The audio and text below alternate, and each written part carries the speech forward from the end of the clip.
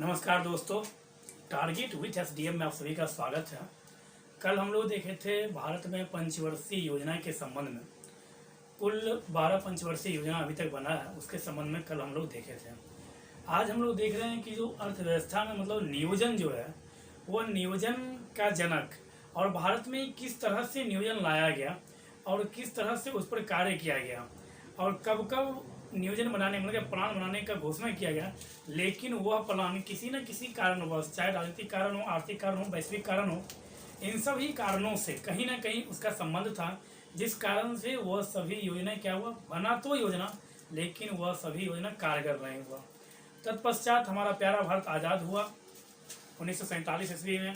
उसके बाद पुनः पंडित जवाहरलाल नेहरू जी के द्वारा ऐसा निर्णय लिया गया। फिर बाद में चलकर योजना आयोग नामक एक संस्था बना। उसका काम था प्रत्येक वर्ष योजना, प्रत्येक 5 वर्ष के लिए एक योजना बनाना। तो इन सभी बातों पर आज हम लोग चर्चा करेंगे विस्तृत रूप से। लेकिन आज हम लोग का टॉपिक क्या है, तो आज हम लोग का टॉपिक है, मुख्य रूप से आज आप लोग याद रखिएगा, तो हम लोग को आज पढ़ना है नीति आयोग के संबंध में। नीति आयोग आज मुख्य चर्चा का जो विषय है, आज जो हम आप लोगों के सामने आए हैं, तो किस बात पर चर्चा करेंगे आज हम लोग? आज हम लोग चर्चा करेंगे नीति आयोग को लेकर, आज हम लोग चर्चा करेंगे। तो इसके संबंध में हम लोग देखते हैं, तो हम लोग इस संबंध में आज समझने का प्रयास करेंगे। तो देखेंगे हम लोग क्या, भारत में नियोजन, भारत में नियोजन के संबंध में पहला जानकारी, मतलब क्या कहने का यह मतलब है कि इस संबंध में भारत में, इस संबंध किस संबंध में, तो एक नियोजन, नियोजन का मतलब यह हुआ कि भारत में किस तरह से एक योजना बनाई जाए, एक प्लान किया जाए, जिस प्लान के तहत हम भारत को आगे की ओर ले जा सकते हैं, हम भारत में एक समरसता ला सकते हैं, एक समानता ला सकते हैं। तो भारत में नियोजन जो है, इसके संबंध में सबसे पहली बात जो है वह दादा भाई नौरोजी के द्वारा प्रदान किया गया। दादा भाई नौरोजी कांग्रेस के सबसे वरिष्ठ, मतलब क्या सबसे ओल्ड सदस्य थे, और दादा भाई नेहरू जो हैं इन्होंने कांग्रेस की अध्यक्षता भी किया। सबसे पहली बात तो इन्होंने कांग्रेस का जब पहली बार अध्यक्षता किया, तो इनके संबंध में ऐसा बोला जाता है कि कांग्रेस के प्रथम गैर हिंदू अध्यक्ष, मतलब ये पारसी धर्म से यह संबंध रखते थे दादा भाई नेहरू जी। और उसके बाद दादा भाई नेहरू जी के द्वारा ही पहली बार 1906 में जो कलकत्ता अधिवेशन हुआ था, उस अधिवेशन में पहली बार स्वराज शब्द का मांग किया गया। मतलब पहले जो था 1929 से पहले हम भारतीयों के द्वारा पूर्ण स्वराज नहीं मांगा गया। ऐसा नहीं बोला गया कि हमें स्वतंत्रता चाहिए, हमें बस स्वराज चाहिए। मतलब क्या, हमें कुछ हक दे दो जिससे हम अपना गुजर बसर कर सकें। मतलब क्या, कुछ अधिकार हमें भी चाहिए। पहले से भी इतनी मांग थी।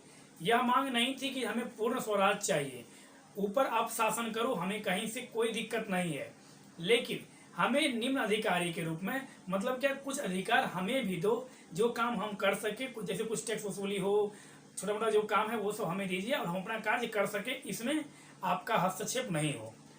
तो दादा भाई नेहरू जी के द्वारा ऐसा बोला गया। उस समय होता क्या था, तो भारत से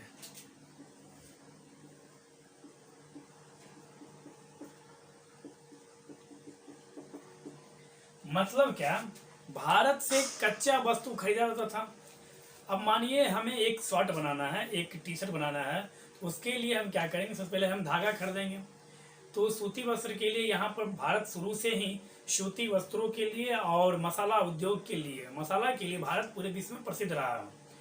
तो यहाँ से कच्चा माल खरीदा जाता था, किसके द्वारा? अंग्रेजों के द्वारा। जब यहाँ पर से माल खरीदा जाता था, तो अंग्रेज यहाँ पर क्या करेगा, जैसे यदि हम यह स्केच खरीदेंगे तो अंग्रेज हमें क्या करेगा, रुपया देगा। तो यह रुपया मेरे पास आया और वस्तु आपके पास गया। तो यही सिलसिला कुछ दिनों तक चलता रहा है।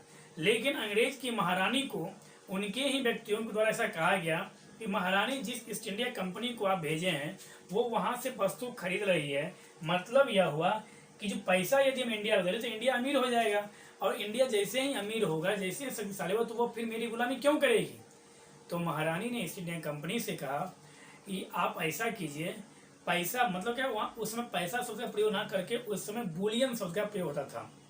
बुलियन का मतलब यह नहीं कि 10 रुपये 20 रुपये, बुलियन शब्द का मतलब सोना चांदी तांबा, मतलब क्या, कीमती धातुएं, कीमती वस्तुएं, तो वह उनके बदले यहाँ पर दिया जाता था।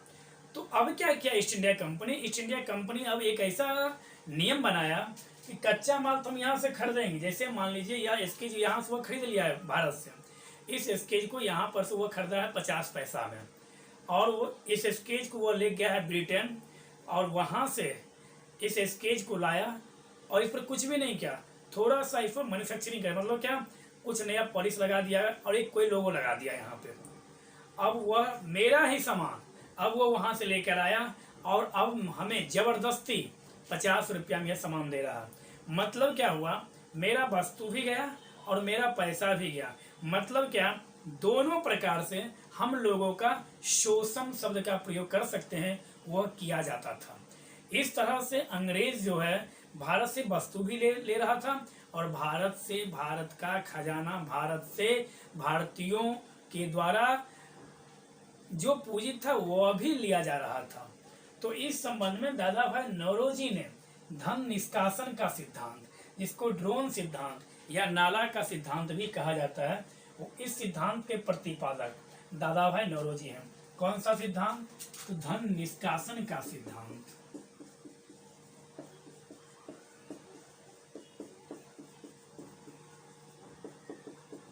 धन निष्कासन का सिद्धांत किसने दिया था? तो दादा भाई नौरोजी के द्वारा दिया गया। ड्रोन सिद्धांत किसके द्वारा दिया गया? दादा भाई नौरोजी के द्वारा दिया गया। नाला का सिद्धांत किसके द्वारा दिया गया? दादा भाई नौरोजी के द्वारा दिया गया। दादा भाई नौरोजी कांग्रेस की किस अधिवेशन में पहली बार स्वराज शब्द का प्रयोग किए? तो दादा भाई नौरोजी के द्वारा कांग्रेस के 1906 अधिवेशन में, कलकत्ता अधिवेशन में पहली बार स्वराज शब्द का प्रयोग किया गया। दादा भाई नौरोजी को grand old man of India भी बोला जाता है। क्या बोला जाता है इन्हें? Grand old man of India भी दादा भाई नौरोजी को बोला जाता है। यह सब प्रश्न आपके एग्जाम में पूछता है, जैसे बता रहे हैं सेम इसी प्रकार से आपके परीक्षा में प्रश्न पूछता है। दादा भाई नौरोजी हाउस ऑफ कॉमन्स के सदस्य बनने वाले पहले भारतीय थे। हाउस ऑफ कॉमन्स का चुनाव लड़ने वाले और उसके सदस्य बनने वाले दादा भाई नौरोजी पहले भारतीय थे। दादा भाई नौरोजी के द्वारा 1843 ईस्वी में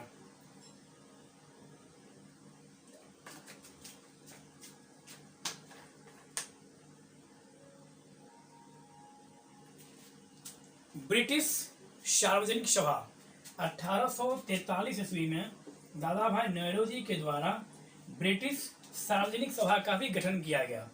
और धन निष्कासन का सिद्धांत जब पूछे कब दिया गया, तो 1867 ईस्वी में दादा भाई नौरोजी के द्वारा धन निष्कासन का सिद्धांत भी दिया गया।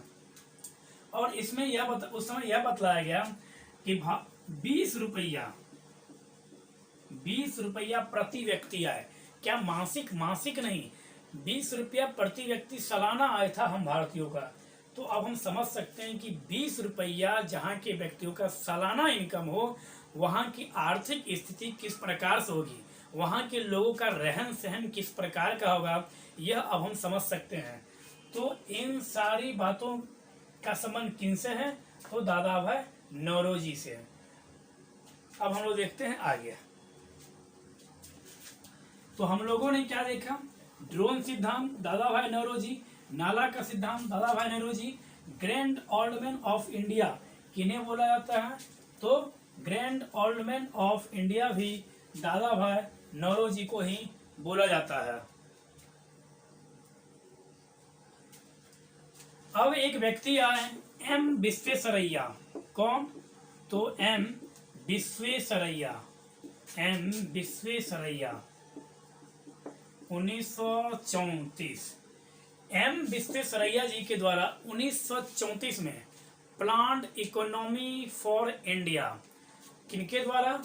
तो एम विश्वेश्वरैया जी के द्वारा 1934 में प्लान्ड इकोनॉमी नामक पुस्तक लिखा गया, जिसमें पहली बार भारत में पहली बार नियोजन शब्द का प्रयोग किया गया। किनके द्वारा? एम विश्वेश्वरैया जी द्वारा। अब क्या हुआ इसके बाद? 1935 भारत शासन अधिनियम के द्वारा केंद्र में द्वैध शासन का स्थापना किया गया। द्वैध शासन कहाँ? तो केंद्र में। कब?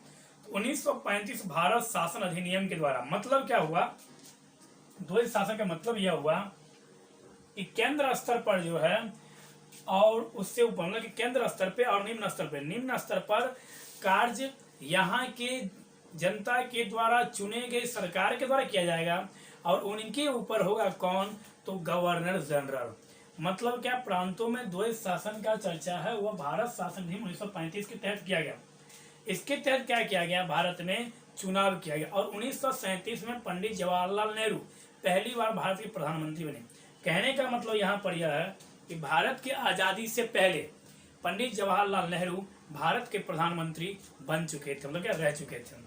1937 में जब चुनाव हुआ तो उस चुनाव में 11 प्रांतों में से 8 प्रांतों में कांग्रेस को विजय प्राप्त हुआ और 3 प्रांतों में मुस्लिम लीग की जीत हुई। मतलब क्या? कुल यदि कहा जाए तो 6 प्रांतों में, 11 प्रांतों में से 6 प्रांतों में कांग्रेस को विजय हुआ और 2 प्रांतों में कांग्रेस अलायंस करके गठबंधन की सरकार बनाई, जबकि 3 प्रांतों में मुस्लिम लीग का विजय हुआ। तो उस समय कुल 11 प्रांत में इलेक्शन हुआ। तो 1937 में भारत सरकार का निर्माण हुआ, गठन हुआ और उसके बाद 1937 में जैसे ही सरकार का गठन हुआ तो 1938 में कांग्रेस का एक अधिवेशन होता है। 1938 में कांग्रेस का हरिपुरा अधिवेशन। हरिपुरा एक गांव है लेकिन अब तो यह भी डेवलप कर गया, यह सूरत में है, गुजरात में। तो यहाँ पर क्या हुआ? कांग्रेस का एक बैठक हुआ, मतलब क्या अधिवेशन हुआ, जिसके अध्यक्ष सुभाष चंद्र बोस जी थे। सुभाष चंद्र बोस जी हरिपुरा अधिवेशन, कांग्रेस के हरिपुरा अधिवेशन की अध्यक्षता किसके द्वारा किया गया? तो कांग्रेस के हरिपुरा अधिवेशन की अध्यक्षता सुभाष चंद्र बोस जी के द्वारा किया गया। इस अधिवेशन में भारत में नियोजन के लिए एक कमेटी का गठन किया गया। 1938 ईस्वी में एक कमेटी का गठन किया गया। किसकी अध्यक्षता में? तो जवाहरलाल नेहरू जी की अध्यक्षता में। जवाहरलाल नेहरू की अध्यक्षता में एक कमेटी का गठन किया गया 1938 में भारत में नियोजन के लिए, मतलब कि भारत में प्रारूप बनाने के लिए, योजना के लिए। 1938 में जैसे इस कमेटी का गठन हुआ, यह कमेटी चर्चा करती, यह कमेटी सोच रही थी, विचार कर रही थी अपने आप में कि किस तरह से भारत को आगे लेके जाना है, भारत के व्यक्तियों का प्रति व्यक्ति आय कैसे बढ़ाना है, कृषि के क्षेत्र में कैसे डेवलप करना है, विकास करना है, आम जनजीवन को किस तरह से हमें अच्छा सुदृढ़ करना है, शिक्षा के क्षेत्र में हमें क्या करना है। मतलब इन सारी बातों पर विचार कर ही रहे थे। विचार करते करते यह जो कुछ काम करती, उससे पहले आप सबको पता होगा 1 सितंबर 1939 ईस्वी को सेकेंड वर्ल्ड वॉर, द्वितीय विश्व युद्ध प्रारंभ हो गई। जर्मनी ने पोलैंड पर आक्रमण कर दिया था। तो 1 सितंबर 1939 ईस्वी को सेकेंड वर्ल्ड वॉर प्रारंभ हुआ और 2 सितंबर 1945 ईस्वी को सेकेंड वर्ल्ड वॉर समाप्त हो गया। कब समाप्त हुआ? तो 1945 ईस्वी को। अब बात रहा 1939 में शुरू हुआ, 1945 में खत्म हो गया। तो 1939 में जब सेकेंड वर्ल्ड वॉर शुरू हुआ तो उस समय गांधी जी के द्वारा और भारतीयों के द्वारा जो योजना कुछ इम्प्लीमेंट की जाती, जो योजना धरातल पर लाती, अब आप योजना बनाइएगा या आप युद्ध में शामिल हो गए। क्योंकि सेकेंड वर्ल्ड वॉर में ब्रिटेन पर सबसे अधिक प्रेशर था, क्योंकि वह पराजय की ओर थी और भारतीय सैनिक जो था, भारतीय जनता जो था, वह ब्रिटेन में, मतलब क्या ब्रिटेन की तरफ से भारतीयों को झोंक दिया गया क्या सेकेंड वर्ल्ड वॉर में। तो यहाँ पर जो कमेटी बनी थी जवाहरलाल नेहरू जी के द्वारा 1938 ईस्वी में, वह कमेटी जब तक कुछ विचार करती, जब तक उसको इम्प्लीमेंट करती उस योजना को, तब तक क्या हुआ, एक नई घटना घट जाती है, सेकेंड वर्ल्ड वॉर शुरू हो जाता है। तो इस कारण से यह योजना भी क्या हुआ, इम्प्लीमेंट नहीं हो पाया। अब इसके आगे देखिए क्या होता है हमारे भारत में। तो हम लोगों ने देखा सुभाष चंद्र बोस के संबंध में आप लोग जानते हुए 1897 ईस्वी में कटक उड़ीसा में इनका जन्म हुआ था और उड़ीसा में ही चिल्का झील भी है, यह भी आपको याद रखना है। और मो मुंह बस सेवा भी जो है वह उड़ीसा में ही लागू किया गया है कोरोना के कारण। अब क्या होता है, इन सभी को अनसक्सेस होते हुए, मतलब क्या सफलता नहीं प्राप्त करते हुए देखते हुए, बॉम्बे के 8 व्यापारी, बॉम्बे के कुल कितने, तो बॉम्बे के कुल 8 व्यापारी, वह रहते हैं मूल रूप से गुजरात के, लेकिन वह बॉम्बे में चले जाते हैं अपना व्यापार करने के लिए। तो बॉम्बे के कुल 8 व्यापारी, कभी कभी आपसे पूछता है कुल कितने उद्योगपति, तो बॉम्बे प्लान के नाम से इसे जाना जाता है। तो 1944 ईस्वी में बॉम्बे प्लान आया, जिसमें कुल 8 उद्योगपति शामिल थे और उन्होंने लगभग 10 करोड़ रुपया का एक लक्ष्य रखा कि इतना रुपया हमें खुद बिना सरकार के हस्तक्षेप के, यदि सरकार सपोर्ट नहीं भी करती है तो भी हम सभी व्यापारी बंधु मिलकर अपने भारत में डेवलप करेंगे, अपने भारत में विकास करेंगे, अपने भारत में शिक्षा के क्षेत्र में विकास करेंगे, किसान बंधुओं के क्षेत्र में विकास करेंगे। मतलब विभिन्न प्रकार की योजनाओं को लाने के लिए 1944 ईस्वी में बॉम्बे प्लान नाम से 8 व्यापारी इसमें थे। एक दो व्यापारी का नाम कभी कभी पूछ लेता है, तो JRD टाटा थे, घनश्याम दास जी बिरला जी थे, श्री राम सेठ थे। इस प्रकार से कुल 8 उद्योगपति के द्वारा एक प्लान लागू किया गया, एक प्लान लॉन्च किया गया। कब, तो 1944 में, जिसे हम लोग बॉम्बे प्लान के नाम से जानते हैं। अब इसके बाद क्या हुआ, 1946 ईस्वी में गांधीवादी विचारधारा, मन्ना नारायण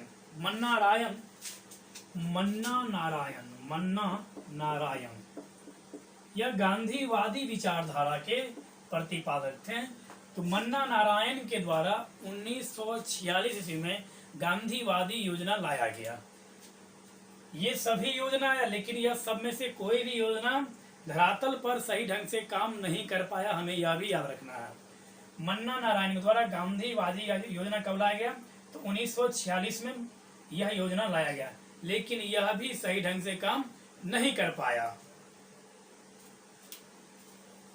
अब क्या होता है, तो जनवरी 1950 में सर्वोदय योजना, जनवरी 1950 में सर्वोदय योजना किसके द्वारा, तो आप सबको याद होगा, JP नायक, जयप्रकाश नारायण के द्वारा सर्वोदय योजना लाया गया। सर्वोदय का मतलब क्या, सभी के लिए, उदय मतलब क्या, निम्न से निम्न व्यक्तियों के लिए एक ऐसा योजना हो जिससे सभी को लाभ पहुंचे, सभी का उदय हो, मतलब क्या, इससे सभी व्यक्तियों को लाभ हो और सबके अंदर एक खुशहाली आए। इस तरह का शब्द का प्रयोग सर्वोदय योजना, जो महात्मा गांधी से प्रेरित था, सर्वोदय योजना, इस योजना को जयप्रकाश नारायण के द्वारा जनवरी 1950 ईस्वी में लाया गया। लेकिन यह योजना भी क्या हुआ, कारगर साबित नहीं हुआ। अब गांधीवादी शब्द का मतलब यहाँ पर कहने का यह मतलब है, गांधी जी शुरू से निम्न स्तर से उच्च स्तर पर जाने वाले व्यक्ति थे। मतलब क्या, उनका कहना यह था कि यदि हम गांव का विकास करेंगे तो गांव से शहर की ओर विकास होगी, जबकि जवाहरलाल नेहरू जी का सोच था कि हम शहर का विकास करेंगे तो गांव खुद ब खुद विकसित हो जाएगा। मतलब क्या, गांधी जी चाह रहे थे कि कुटीर उद्योग हो, घरेलू उद्योग को अधिक से अधिक बढ़ावा दिया जाए, जिससे क्या हो, प्रत्येक घर में व्यापार हो, प्रत्येक घर में उद्योग हो। और नेहरू जी का कहना था कि बड़े बड़ी कंपनियां होनी चाहिए देश में, न कि छोटे छोटे उद्योग, क्योंकि वह सोचे बड़ा उद्योग है, छोटा उद्योग खुद ब खुद हो जाएगा। दोनों का सोच उल्टा था। दोनों में से एक का सोच था ऊपर से नीचे आने का, और एक का सोच था नीचे से ऊपर जाने का। दोनों में विभिन्न प्रकार की मतभेद था इसको लेकर। अब क्या हुआ, जैसे ही मेरा प्यारा देश आजाद हुआ, आजाद होने के बाद 1950 में सर्वोदय योजना आया, जो इम्प्लीमेंट नहीं हुआ। फिर 15 मार्च 1950 ईस्वी को, 15 मार्च से एक चीज याद रखिएगा, अंतरराष्ट्रीय उपभोक्ता अधिकार दिवस कब मनाया जाता है, तो अंतरराष्ट्रीय उपभोक्ता अधिकार दिवस 15 मार्च को मनाया जाता है। जबकि राष्ट्रीय उपभोक्ता अधिकार दिवस 24 दिसंबर को मनाया जाता है, हम यह याद रखेंगे।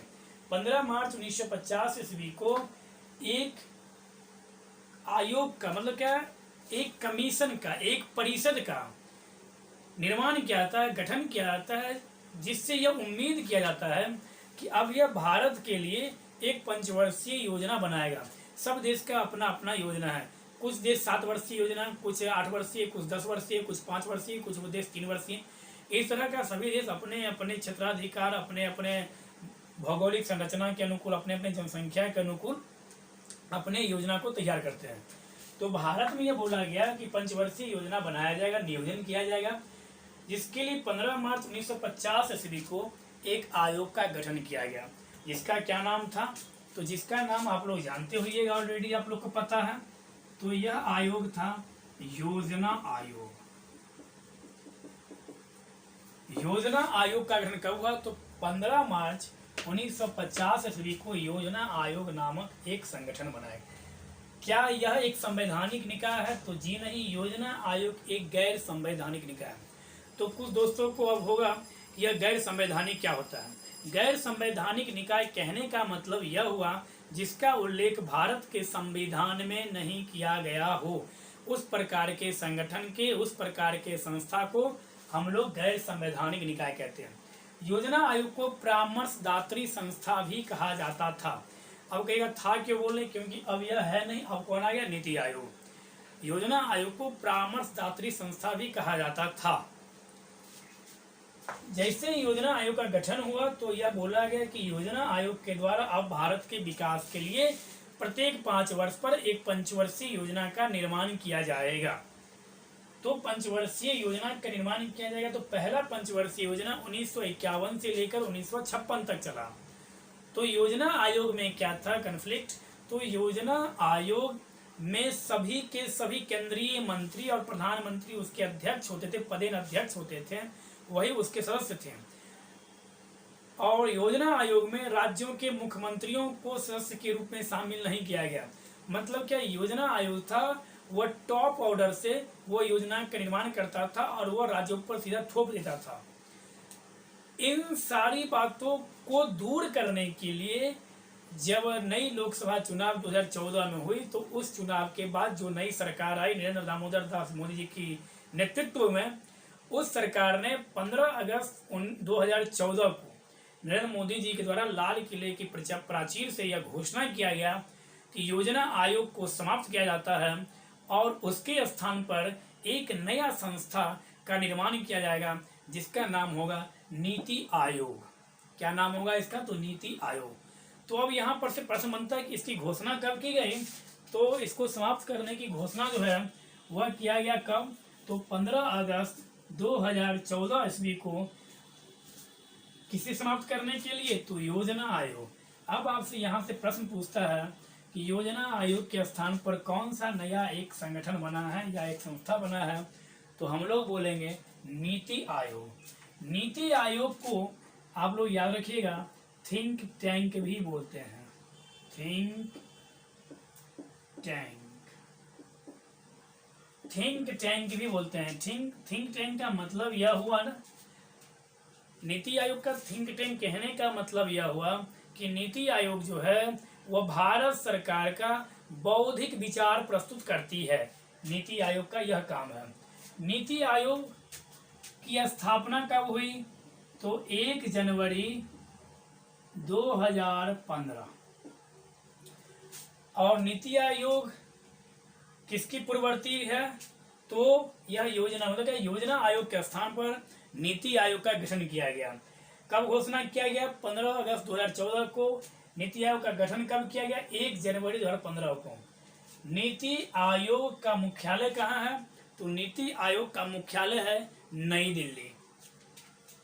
अब देखिए नीति के बारे में इस प्रकार से NITI नीति, national institution for transforming India.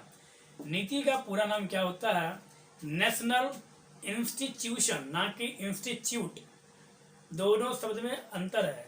National institute राष्ट्रीय भारतीय परिवर्तन संस्थान, राष्ट्रीय भारतीय परिवर्तन संस्थान, national institution for transforming India. NITI Aayog का कभी कभी परीक्षा में फुल फॉर्म पूछ लिया जाता है, तो हम लोग देखेंगे नीति आयोग का पूरा नाम क्या है। अब हम लोग देखते हैं नीति आयोग का ढांचा किस प्रकार से है। तो सबसे पहले होंगे कौन, तो अध्यक्ष, नीति आयोग के अध्यक्ष। तो नीति आयोग के अध्यक्ष कौन होते हैं, पदेन अध्यक्ष, तो प्राइम मिनिस्टर जी, मतलब वर्तमान समय नरेंद्र दामोदर दास मोदी जी इसके अध्यक्ष हैं। प्रधानमंत्री के द्वारा ही उपाध्यक्ष की नियुक्ति की जाती है। उपाध्यक्ष कौन है, तो राजीव कुमार जी, राजीव कुमार जी। नीति आयोग के प्रथम उपाध्यक्ष कौन है जब कभी पूछे, तो अरविंद पनगड़िया नीति आयोग के प्रथम उपाध्यक्ष थे। उसके बाद एक होता है सीईओ। सीईओ नीति आयोग के वर्तमान सीईओ हैं कौन, तो अमिताभ कांत जी। अमिताभ कांत जी नीति आयोग के वर्तमान सीईओ है। नीति आयोग के प्रथम सीईओ कौन थे, तो सिंधु श्री खुल्लर।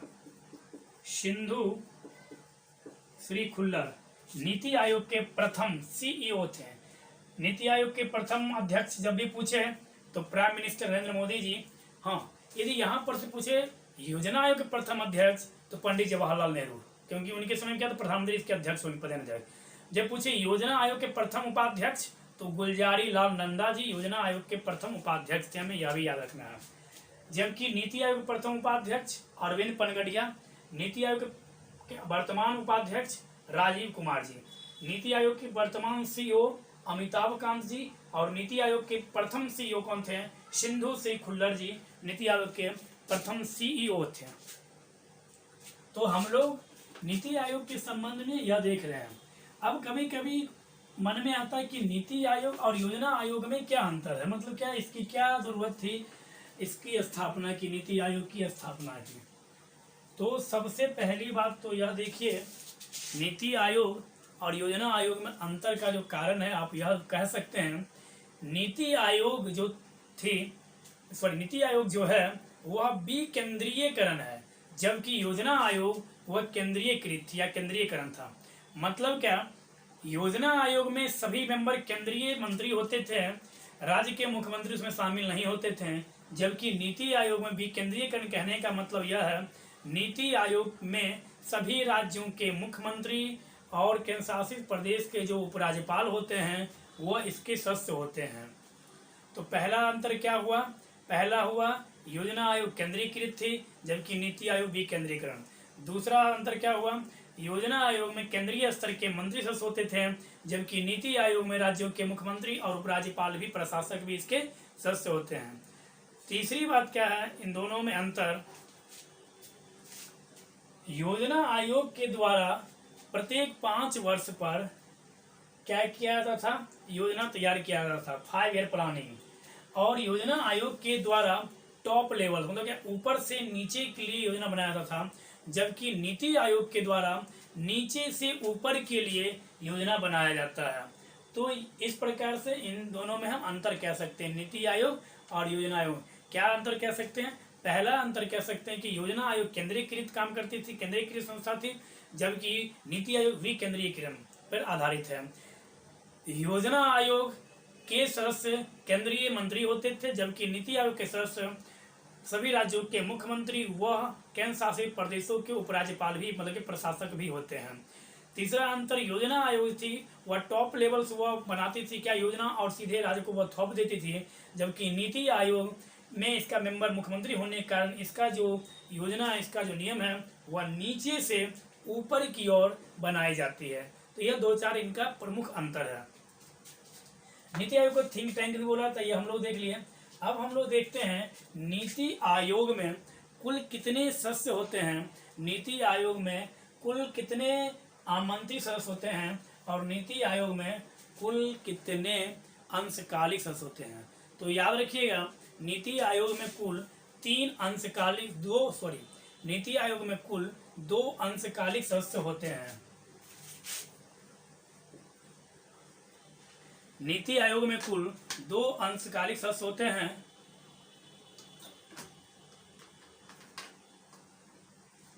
जिसमें से एक अंशकालिक सदस्य अभी उसमें नियुक्त हैं विनोद पाल जी। विनोद पाल जी यह जो हैं यह नीति आयोग के अंशकालिक सदस्य हैं। यह क्या है? नीति आयोग के अंशकालिक सदस्य हैं। जबकि नीति आयोग के पूर्णकालिक सदस्य कौन कौन हैं? तो पूर्णकालिक सदस्य नीति आयोग के हैं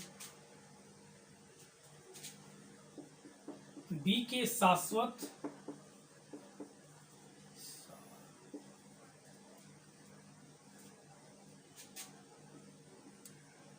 प्रोफेसर या डॉक्टर रमेश चंद्र जी और doctor BK. Paul. Doctor BK. Paul यह क्या है? नीति आयोग के पूर्णकालिक सदस्य हैं।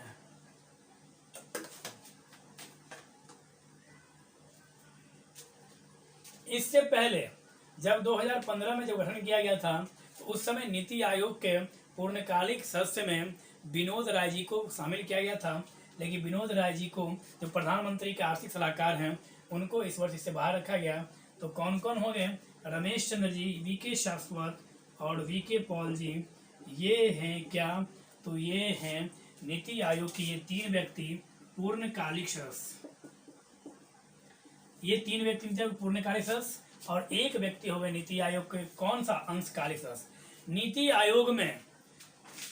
आयोग में 4 मंत्री परिषद के सदस्य भी होते हैं, 4 मंत्री भी होते हैं। कौन कौन से? तो इसके लिए याद रखेंगे हम 4। कौन कौन सा मंत्रालय होगा? तो वित्त मंत्रालय मतलब वित्त मंत्री, रक्षा मंत्री, गृह मंत्री और कृषि मंत्री। कृषि मंत्री, वित्त मंत्रालय, रक्षा मंत्री, गृह मंत्री और कृषि मंत्री। तो आप लोग को पता ही होगा वित्त मंत्री कौन है अभी? निर्मला सीतारमण जी। रक्षा मंत्री कौन है अभी? तो राजनाथ सिंह जी। और गृह मंत्री कौन है अभी? तो अमित शाह जी। और कृषि मंत्री कौन है? तो राधा मोहन सिंह जी। तो इस तरह से हम कह सकते हैं वित्त मंत्री, रक्षा मंत्री, गृह मंत्री और कृषि मंत्री, ये 4 और ये 4, तो कुल 8। मतलब क्या? 4 ये 8 सदस्य इसमें कुल हैं। कुल कितने सदस्य हैं? तो 8 सदस्य हैं।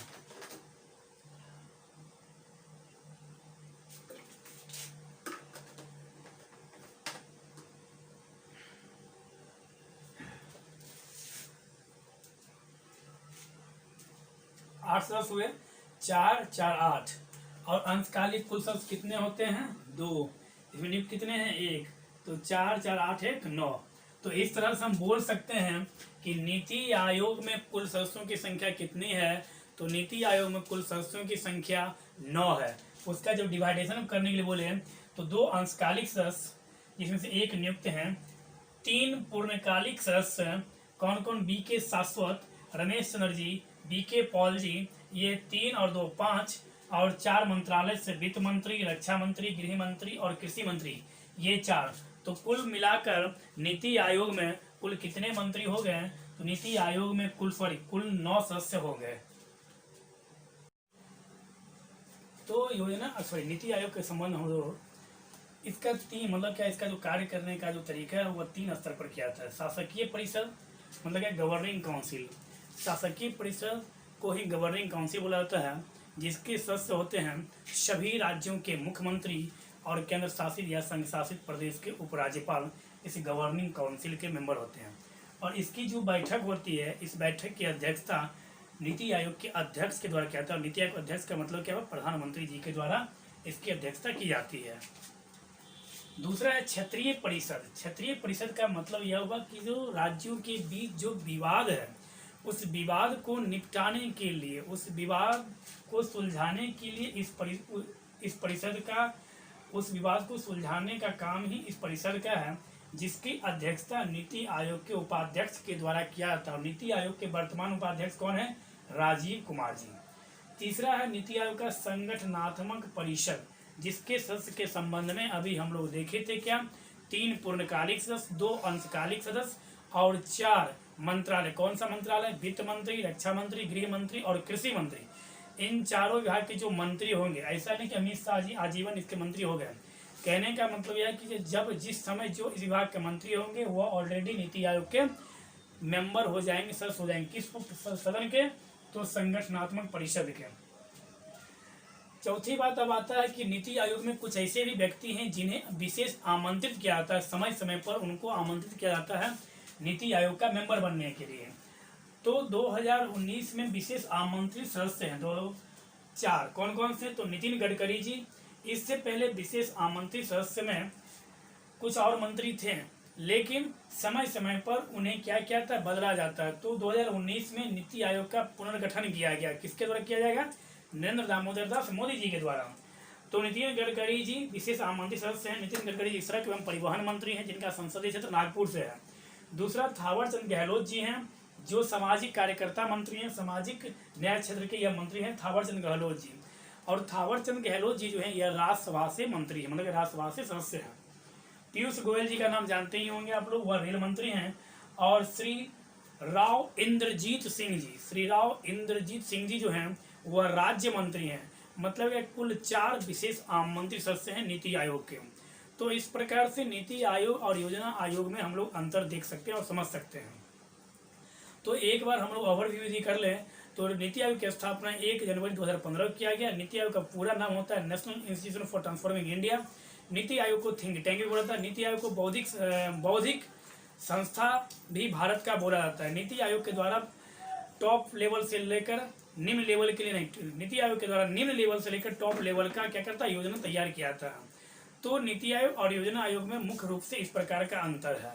तो आज हम लोग नीति आयोग और योजना आयोग में तुलनात्मक अध्ययन और दोनों में क्या सामान्य अंतर है, इसके संबंध में आज हम लोग समझने का प्रयास किए। धन्यवाद।